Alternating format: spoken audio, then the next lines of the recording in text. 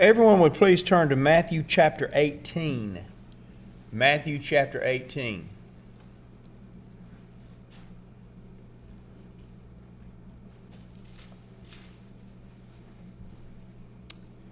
We're going to begin in verse 2. Then Jesus called a little child to him, set him in the midst of them, and said, Assuredly I say to you, unless you're converted and become as little children, you will by no means enter the kingdom of heaven. Therefore, whoever humbles himself as this little child is the greatest in the kingdom of heaven. And whoever receives one little child like this in my name receives me. But whoever causes one of these little ones who believes in me to sin, it would be better for him if a millstone were hung around his neck and he were drowned in the depths of the sea. Woe to the world because of offenses, for offenses must come, but woe to the man by whom those offenses come. I want to open with that passage because it illustrates kind of what we've been dealing with in our classes. The idea of the cultural war that we're in, that people are literally trying to destroy faith in Christ, faith in God.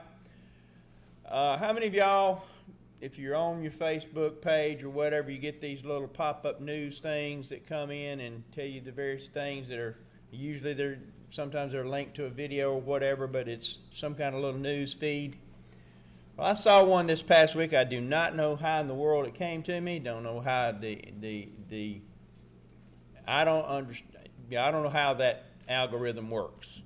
But this particular one, there was an undercover reporter who had met with one of the executives for one of the pornography channels and was talking to this executive, and this executive in the meeting admitted a couple of things.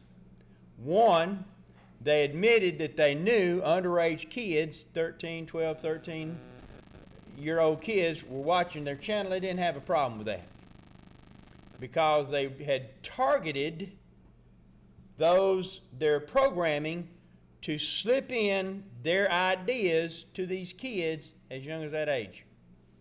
And they knew that was what was going on. They were deliberately adding deviant behavior into it to entice kids to be involved in that. People who say we're not targeting children are lying.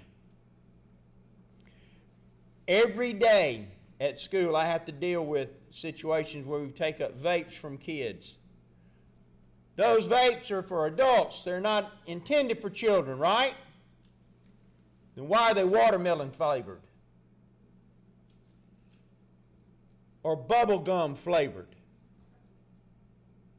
They're targeting children. I asked a kid when they started vaping. 5th grade. 5th grade. Folks, woe unto those who would target our children. That's where we're at. That's why these classes are so important. They're telling your children that there's no basis, in fact, for the idea that our country was founded on biblical traditions and biblical principles. There's no reason for that. But as we've shown over the last few weeks, you would have to destroy the literal architecture of our nation to get to that belief. What our founders believed. Case in point, the Washington Monument. It was designed to represent and to honor the first president of the United States, George Washington. It was designed to be part of the original plan of the Capitol, the U.S. Capitol, not the building, but the capital city. And it was intended to draw attention to what he had done. Now, he was a Mason, a Freemason. So there's a lot of Masonic imagery in this, which points towards some of the religious beliefs. But I want you to notice something. This was built, the National Washington Monument Society was organized in September of 1833. Construction began in 1848, but it was not completed until 1884. Part of the problem was it was extremely expensive, way more than what they thought it was going to be, because they were using marble, and it was going to be a very special thing. The 100-ounce aluminum capstone was set in place on December 6, 1884. On the northwest and south faces of the crowning apex are names of dignitaries pertaining and details pertaining to construction. Now, I had lots and lots and lots of slides about what's in the monument, walking up the steps. At the time that it was built, it was the tallest structure in the United States. And they passed a law that no building in Washington, D.C. could ever be taller than that. That's why it's spread out so much.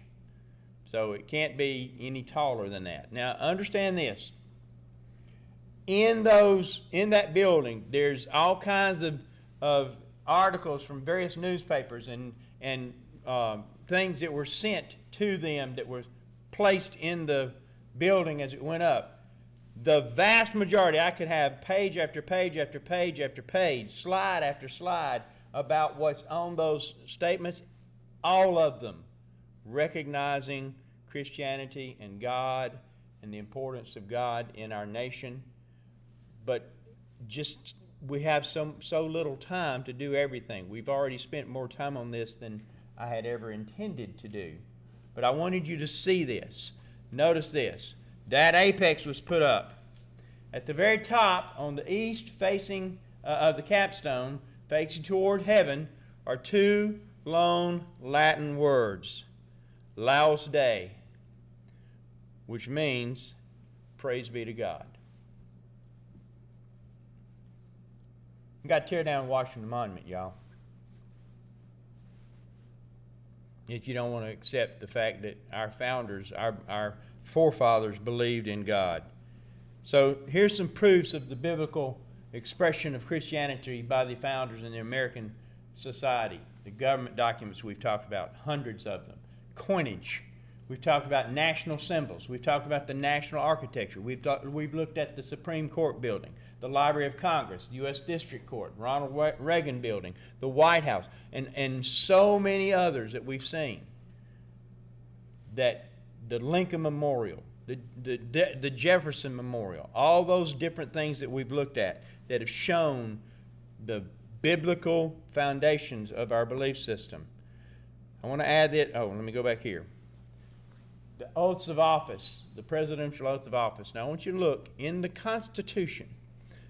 The presidential oath of office is written in the Constitution, what they're supposed to say. And as we have said, the Declaration of Independence specifies the name of God, mentions it, or specifically talks about the religious beliefs 4 times.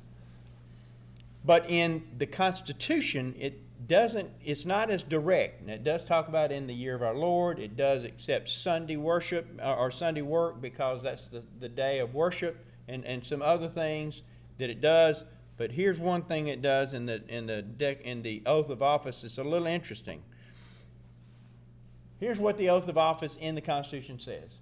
I do solemnly swear that I will faithfully execute the office of the President of the United States and will, to the best of my ability, preserve, protect, and defend the Constitution of the United States. That's all it says. How many of you have ever watched an inauguration of a president? Is that what it's, is that, I mean, they say that, but is that all they say? Every single one says, so help me God. They say it. It wasn't in the Constitution. Why'd they add that? The first man to take the oath of office was George Washington on April 30th, 1789. At the end of the oath, he added the words, so help me God. And that custom has been followed by every president since. Most of them take the oath of office with their hand on the Bible. Some of them took the Bible to their lips and kissed it. I want you to think about that. George Washington set all the precedents. It wasn't until long after Washington was dead that we ever had anybody elected more than twice. Why? He set the precedent. He'll only be elected twice. We finally said, you know what? Washington was right. No man needs that much power for more than 2 terms. So they limited it to 2 terms. I'm here to say I wish we'd limit a lot of other terms. All of them, in fact. All of them, in fact.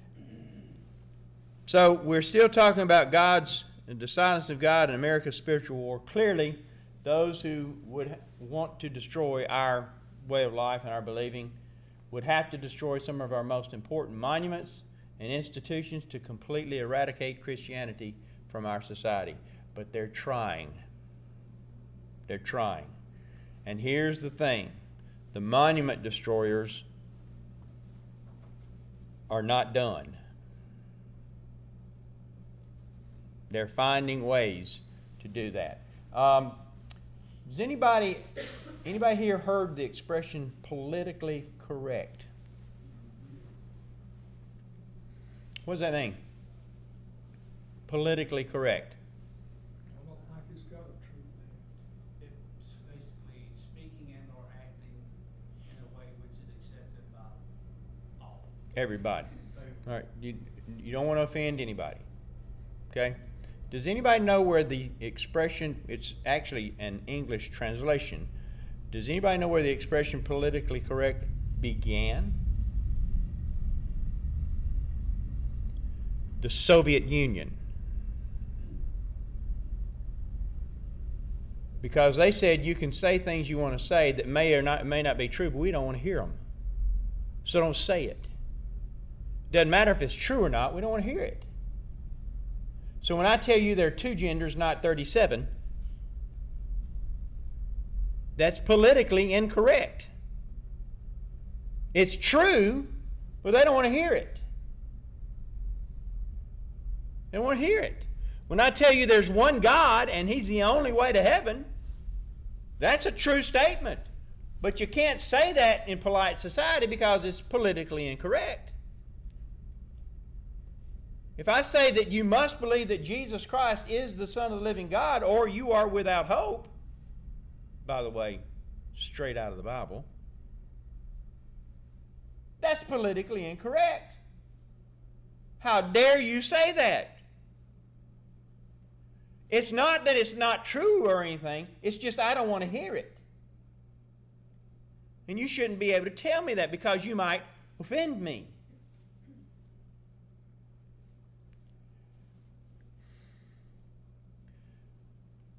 What did Jesus say about offenses? It is there will be offenses. Offenses are going to come. But when you offend little children, it would be better for you if a millstone were hung around your neck and you were cast into the sea. It'd be better. That's where we're at. The frightening reality is that many people are trying to do just that, eradicate Christianity. And it is very concerning that the enemies of the cross are starting with the most vulnerable ones among us. Come on, our children. In attacking God, let me back up. Come on. In attacking God in the schools, the opponents of Christianity are destroying the very foundations of what public education was intended to do. Now, I am a public educator. For 34 years, I've been teacher. Some of that, admittedly, was in private school, but most of it's been in public school in 2 different states, lots of different territories, our systems, school systems. My rule when I was teaching in a classroom, particularly classes that had somewhat controversial subjects that would come up, was that everybody has a right to say what they think, and nobody's going to attack anybody. We're going to respect people's opinions. We're going to respect people's choices and so forth.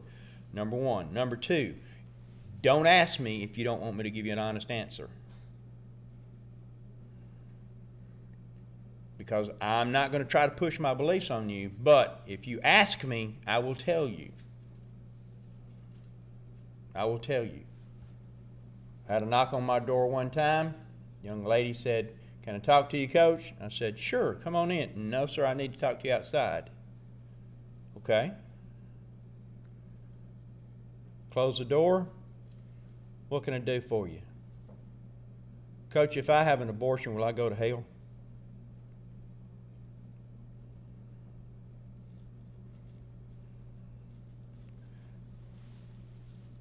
Our children are the targets.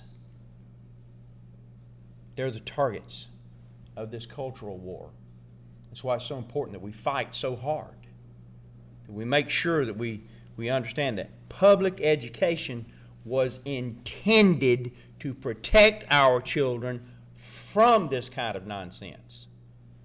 The very first law that was ever passed to establish public education in what is now the United States during the colonial time period was in 1647. 1647. Let me take you back how far that is. The Mayflower landed in 1620. This is way on back. Way on back. It was called the Old Deluder-Satan Act. And if you look at that, it's kind of hard to read that, isn't it? Because of the way they wrote. This was before Noah Webster. He hadn't standardized English language or English spelling yet. So they had things like every, E-V-E-R-I-E, town, it looks like FIP, is township in this jurisdiction. After the Lord has increased them to the number of 50 householders, shall forthwith appoint within their town to teach all such children as shall report to him and to read and write, whose wages shall be paid either by the parents or masters of such children, or by the inhabitants in general, by way of supply as the major part of the whole order of the credentials of the town. I don't know what that word means in modern terms. Of the town shall appoint. The leaders of the town shall appoint. Provided that they fend for their children, or they send their children, again, the F instead of an S. They send their children shall not be offered by paying much more than they would have taught for them in other towns. And so he's going on there. The purpose of this was to teach them how to read the Bible. Why? To keep them safe from that old deluder Satan. Every town and jurisdiction after the Lord has increased them that number. Here it is in more or less standardized English. And it's further ordered that any town where they increase the number of 100 families or householders, they shall set up a grammar school. The masters of that being able to instruct the youth as far as they may be fitted for the universities. And any town neglect the performance thereof 1 year in every town shall pay £5 per annum to the next such school till they shall perform that order. In other words, if you have more than 100 people in your town, 100 families in your town, and you don't have enough money or have enough place to put a grammar school in your town, you send your kids to the next town over, and the town pays that town for the right of teaching their kids. Grammar school. Can I ask you, does anybody know what grammar school was? We used grammar, we don't even use that term anymore. It was basically elementary school. But you know what they taught? Grammar, the Bible. They did teach them a little math. But they also taught them Latin. In order to graduate high school, in order to go to high school, you had to pass grammar school. And when you got to, in order to be accepted to high school, you had to learn Latin. Why? Because that was the foundation of every language, every English language word just about that we have. It taught them how to figure out for themselves the meanings of words. And why is it important for people to be able to figure out for themselves the meaning of words? Knowledge, they can understand. So they understand the truth of those words and what they meant, not what somebody told them those words meant. It also probably allowed them to continue to protect themselves as they grew in the word and in knowledge. Correct. And to pass that to their children and so on. That's right. The first textbook in the American classroom was the Bible. Many of our founding fathers learned how to read and write by reading, studying the Bible. A little old dude you might have heard of, a guy by the name of Abraham Lincoln being one of them. Had about 6 months formal education, did the rest of it on his own. He became an attorney. You know how he became an attorney? You know how he became a lawyer? He did something called reading law. See, back then, if you couldn't get to a law school, you got a bunch of law books and you got a lawyer, an attorney, to sponsor you, kind of like an apprentice, and you read the law until you could pass the Bar Association test. That's how I became a lawyer in Illinois. Same way you got to be a doctor. Think about that. And you've heard some of the words, some of the language that's been used by these people. Most of them self-educated. They read. And the thing they read more than anything else was the Bible. The Bible. It was the first book in the American classroom. It was central to a child's education, not only for its content, but to teach reading, memorization, recitation, and penmanship. They would copy large sections of the Bible by hand to practice their penmanship. The first textbook was the first actual textbook other than the Bible was something called the New England Primer. Y'all may have heard of this, the New England Primer. Here's a copy of it, a picture of a copy of it. And it was talking about the catechism, which is another word for the teachings. And it is, at the beginning, look at this one. How glorious is our heavenly King who resides above the sky. And it's a poem about God. Opening pages of the New England Primer.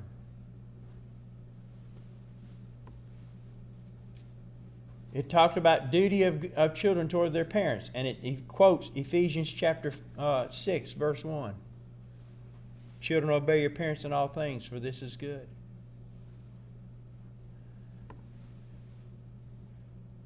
Uh-oh. Well, the rest of it didn't translate. That's okay. You know what? I don't know why it all didn't go in there. We'll pick it up next week. That's two very cute little dogs, but it's not part of the thing.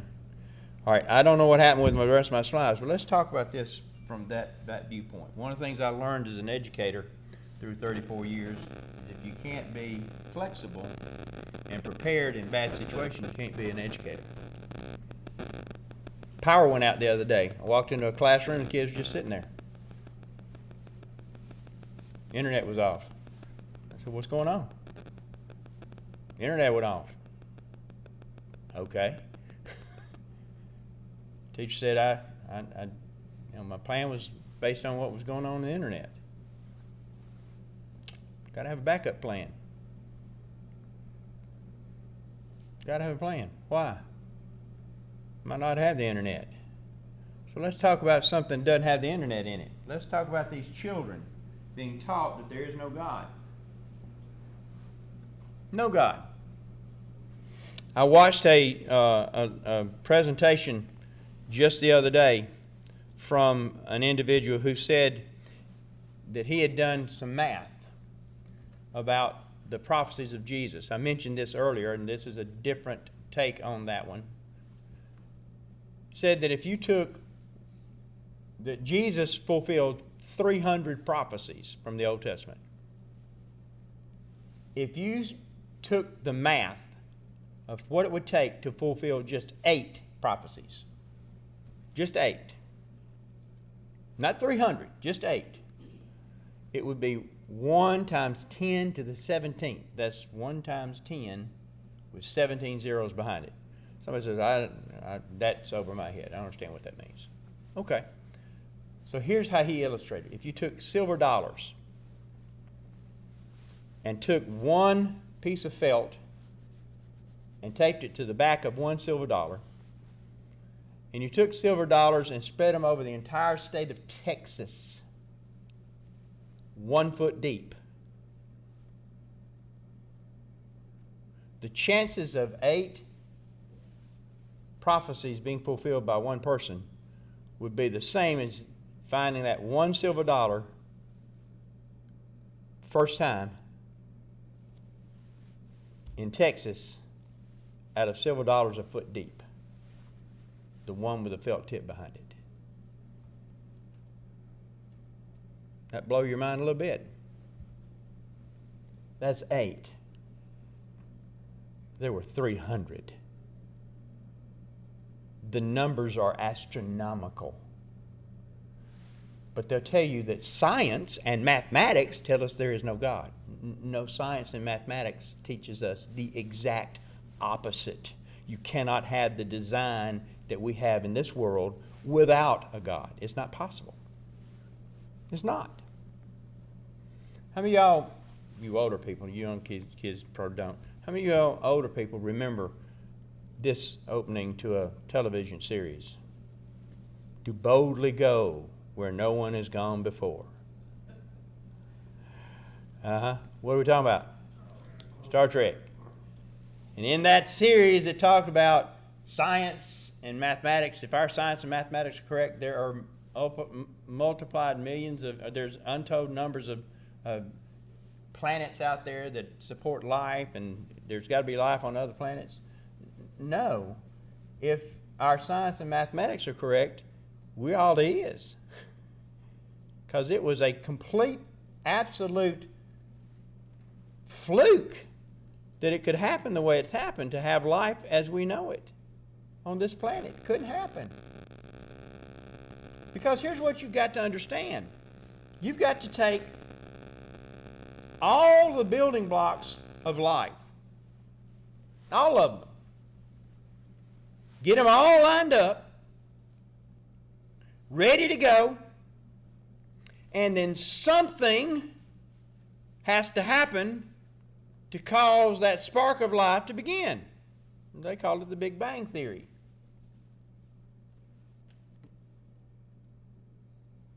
What are the odds that you could get? How many chromosomes are in the human body? 23? But there's actually 23 pairs, correct? 23 pairs. Okay. So 46 total, 23 pairs of chromosomes.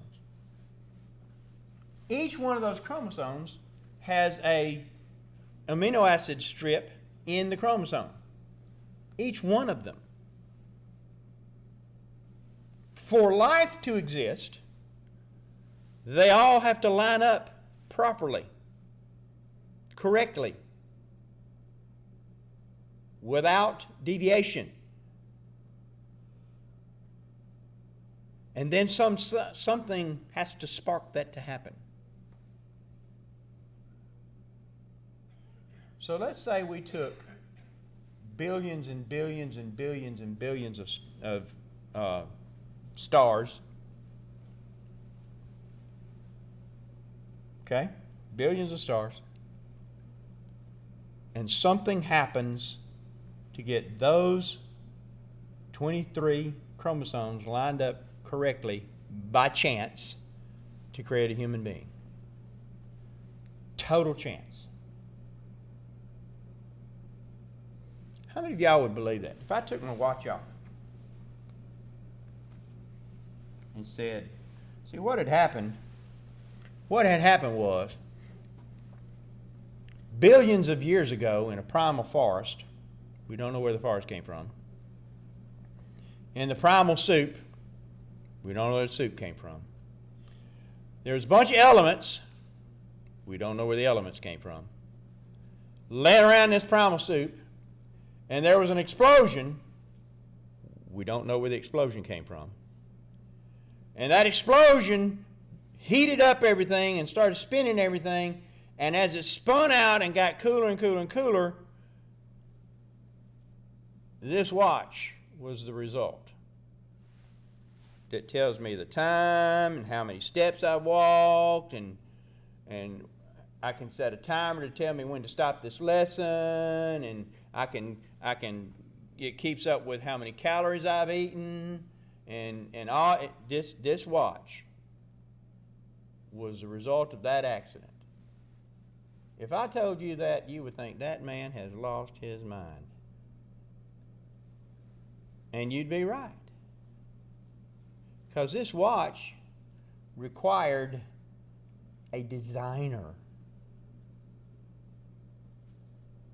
who knew what they were doing. I can talk to people with this watch as long as I'm in range of my phone. Some people got watches that don't have to have the phone nearby. I can send text messages on my watch to people anywhere in the world, as long as I got their number. That's just an accident. We don't know where all this stuff came from, but it was an accident. That's what they're teaching your children in school. Theory of evolution. And they're not teaching it like a theory. They're teaching it as fact. They're teaching you that God doesn't exist, and if He did exist, He's bad. Did y'all know that? Yeah, because you see, evil exists. Therefore, if God created everything, then He created evil. Really? But there's a flaw in your reasoning.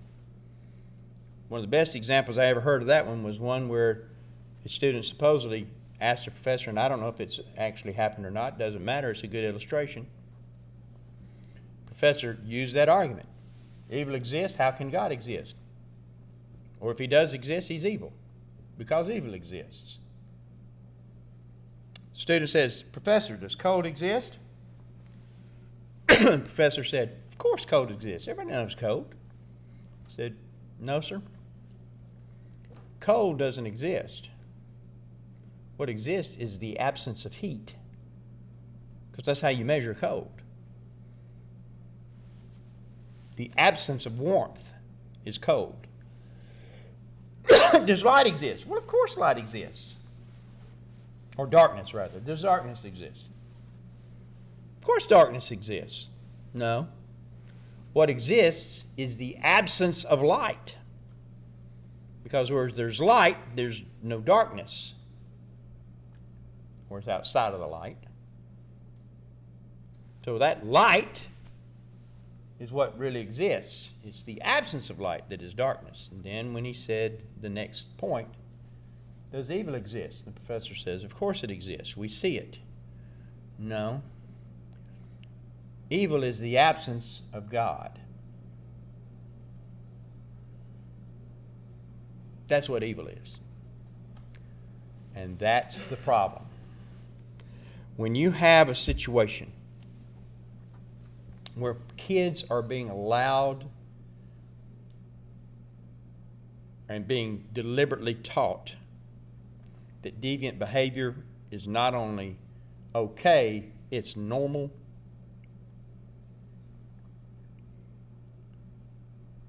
And you should accept it. Did you know that in some states, a parent can lose their parental rights if their child identifies as a different gender and they don't affirm that gender? The children can be taken away from them. Did you know that? Did you know that parents can be fined and or jailed if they don't affirm that gender? Did you know that the NCAA has said that women not only have to be willing to accept fully intact males who identify as females in their locker rooms, that nobody has to warn them about it? Did you know that? This Leah, whatever, Thomas guy that identified as a woman and won the swim championship, NCAA swim championships. He's now a man again? Well, he got his trophy, I guess.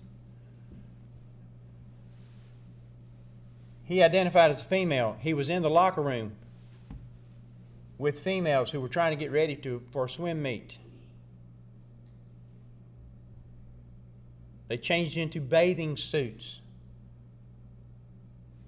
And he was there as a fully intact 6'4" male. And nobody warned them. Nobody provided a safe place for them. But we're the evil ones because we want to affirm that. If you're not aware that we are fighting for the safety of our children and our society, you're not paying attention. And then when we have someone like Speaker Johnson who stands up and in the very first speech he makes points to the sign behind him on the chamber of the House of Representatives and says, "In God we trust," that's what we're going to base it on. That's how we're going to do things. And he is vilified as a quote-unquote Christian nationalist. And he's the bad guy because he has religious beliefs. We are in a fight for the minds and hearts of our children. Now, here's the other problem I need to point out. Parents, listen to me carefully. Grandparents, if you wait till their school age to start, it's too late. Be careful what they watch on TV. Be careful the games they play. Be careful the songs that they listen to. I was at a ball game this past Friday night. 6A championship game. These young men, before the game, played a great game. They had a team chaplain had a bunch of them together. They were all praying together before the game. Game went well. They won the game by stopping the other team on the 1 foot line as time expired. Fantastic game. We go into the locker room. I'm waiting for them to finish because my job is to make sure everything's cleaned up and cleared out, and I have to wait till the cleanup crew gets there. And McCord was with me, and we're sitting there, and they're celebrating their win. And I wanted to tell Cord, please, you need to go on outside and not listen to this. Because the music they were playing and the words to that music was horrific. It was absolutely horrible. And I looked up, and the guy who had led them in prayer before the game was singing along with the music. And here's the frightening thing. And I'm not vilifying them. They're not taught any better. Don't misunderstand. That's the point I'm making. Nobody can see that that's wrong. Nobody has told them that that kind of language is inappropriate. They know it because they don't allow them to use it in school. They know it. But nobody has explained to them that the principles of praying to a God who is a holy God means that you are holy before Him. We're to be holy like He is holy. Does that mean we're perfect? Absolutely not. I'm a hypocrite, just like everybody else, because I don't live up to what God wants me to do. I can't. You know why? Because if I could, I wouldn't need Him to save me. So when these people say, I'm not going to church because of all the hypocrites in church, come on down, there's plenty of room for one more. We're not here because we're perfect. We're here because we serve a holy God, and we want to be holy because He is holy, and we're trying to learn how to be holy. But we're fighting a battle where they're trying to teach our kids, you can't be holy, so why try? Just do whatever you want to do, say whatever you want to say, be whatever you want to be, and God's going to be happy with that if He even exists.